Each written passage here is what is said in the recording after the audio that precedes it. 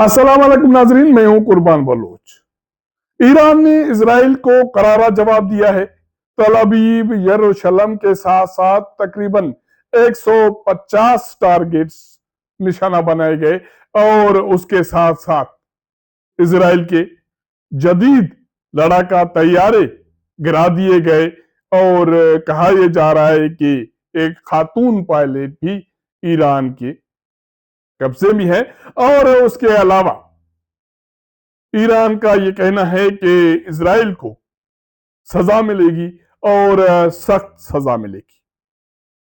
उसके मुकाबले में इजराइल के वजीर आजम बेंजामिन नेतन्याहू कहते हैं कि ईरान पर हमले जारी रहेंगे। न सिर्फ ईरान पर हमले जारी रहेंगे और पाकिस्तान के हवाले से भी उसके इरादे अच्छे नहीं हैं। वो क्यों, इसके हवाले से मैं आपको एक इजरायली वजीर आजम का मुख्तसर एक क्लिप दिखा रहा हूं। उसके बाद नई जो सूरत हाल है इस पर आपसे तफसीली बात करूंगा। I said that the greatest mission that we have is to prevent a militant Islamic regime from meeting up with nuclear weapons or from nuclear weapons meeting up with a militant Islamic regime. The first is called Iran, the second is called Pakistan. Because if these radical regimes have nuclear weapons, they will not obey the rules that have been obeyed in the last almost 7 decades. ये मुख्तसर video clip आपने देखी, ये Israel के वजीर आजम Benjamin Netanyahu का है। वो ईरान के हवाले से क्या इरादे रखते हैं, उसके अलावा पाकिस्तान के हवाले से भी उसके इरादे इस वीडियो में शामिल है। उसका यह कहना है कि दुनिया में वो मुस्लिम ममालिक जिनके पास एटॉमिक या न्यूक्लियर पावर है उनको नहीं छोड़ा जाएगा। ये उसका लुबे लुबाब है और ये उसकी नीयत की निशानदेही है। अब ईरान के खिलाफ एक रोज पहले 200 जंगी जहाजों के साथ इजराइल ने कार्रवाई की, मुख्तलिफ टारगेट्स निशाना बनाए गए और उसके अलावा ईरान के जो अस्करी क़यादत थी या जो एटॉमिक साइंसदान थे उनको भी निशाना बनाया गया। शहादतें हुई हैं और उसके अलावा आम लोगों की भी शहादतें हुई हैं। इजराइल के हमले के बाद इस्लामी ममालिक ने मजमती बयान जारी किए और पाकिस्तान ने भी मजमती बयान जारी करने के साथ साथ वजीर खारजा इसहाक डार ने अपने ईरानी हम मनसब से बात की और ये सिलसिला चलता रहा। फिर सारी दुनिया सांस रोके बैठी हुई थी कि इजराइल के हमले के बाद ईरान का रद्द अमल क्या होगा। एक सोच ये थी कि ईरान कोई बड़ी कार्रवाई नहीं करेगा, जैसे पिछले दिनों में उन्होंने किया। मुख्तसर और फेस सेविंग कार्रवाई ईरान करेगा क्योंकि सारी दुनिया, ताकतवर दुनिया ईरान के खिलाफ है और इस्लामी ममालिक भी ईरान के साथ नहीं खड़े। और इस वक्त दुनिया में ये कहा जा सकता है कि ईरान अकेला तन्हा खड़ा है। लेकिन पिछली रात ईरान ने इजराइल के खिलाफ मुअस्सर जंगी कार्रवाई की है और दुनिया हैरान परेशान है, उंगलियां दांतों में हैं कि ईरान के पास इतनी बड़ी ताकत अभी भी मौजूद है। हालांकि दहाइयों से उन पर तजारती पाबंदियां हैं, इक्तिसादी पाबंदियां हैं और पेट्रोलियम गैस मसनूआत के सेल के हवाले से पाबंदियां हैं। तो उसके बावजूद ईरान इतनी बड़ी ताकत कहां से लाया। ईरान ने जैसे ही तल अवीव, यरूशलेम और तकरीबन बताया ये जा रहा है कि 150 इजरायली टारगेट्स को निशाना बनाया है।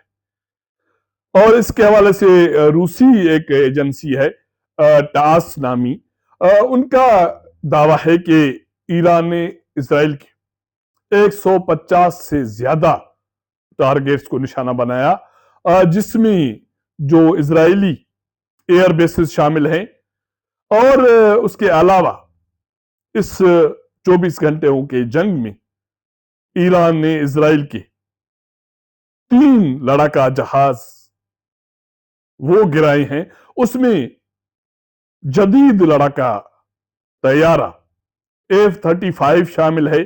F-16 تو آپ نے پہلے ہی اس کا نام سنا ہوگا، اور اس کے علاوہ F-15 لڑاکا طیارہ بھی شامل ہے جو گرا دیے گئے ہیں۔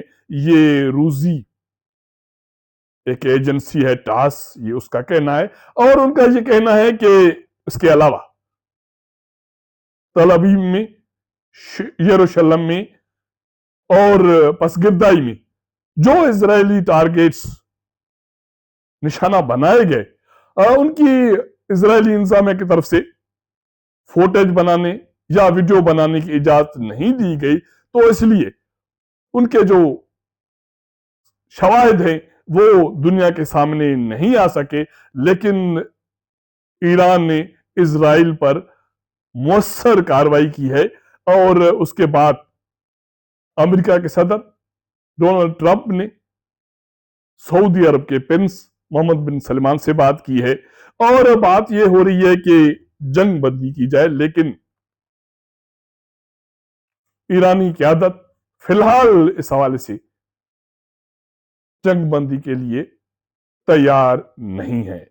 ایک ایکس پہ ٹویٹ ہے، دی سیویئر ایک بندہ ہے، اور یقیناً طور پر جہاں انہوں نے ٹویٹ کیا ہے وہاں اسرائیل کا جھنڈا بھی لگا ہوا ہے، ایک اور بھی پرچم لگا ہوا ہے۔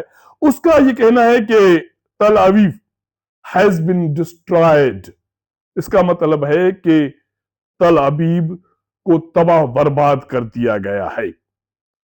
کہا یہ جا رہا ہے کہ اس ایران اسرائیل جنگ میں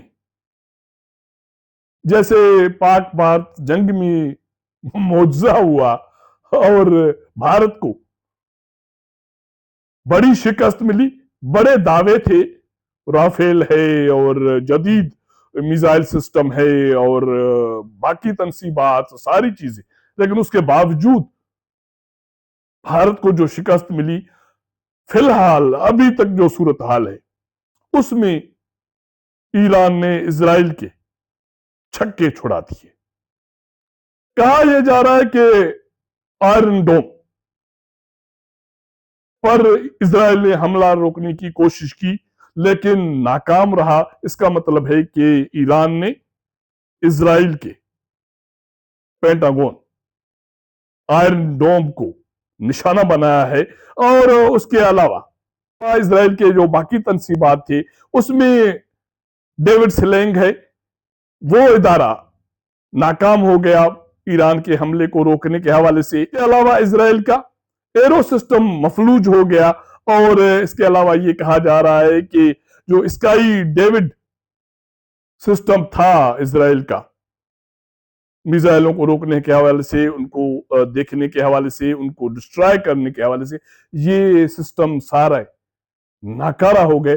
اس کے بعد دنیا کی آنکھ کھلی کہ ایران فی الحال اس کے پاس ابھی بھی طاقت موجود ہے، جس کے بعد یہ کوشش کی جا رہی ہے کہ جنگ بندی ہو، لیکن ایرانی قیادت کا یہ کہنا ہے کہ پچھلے 1.5 سال سے اگر دنیا کو غزہ میں، فلسطین میں معصوم بچوں، خواتین، بوڑھے، جوانوں کی شہادتیں نظر نہیں آئیں، وہاں تباہی نظر نہیں آئی، اور ایک روز پہلے اسرائیل کی طرف سے جارحیت نظر نہیں آئی، تو اب ان کو یہ حق نہیں پہنچتا کہ وہ نصیحتیں کریں کہ مذاکرات کی ٹیبل پر آئے۔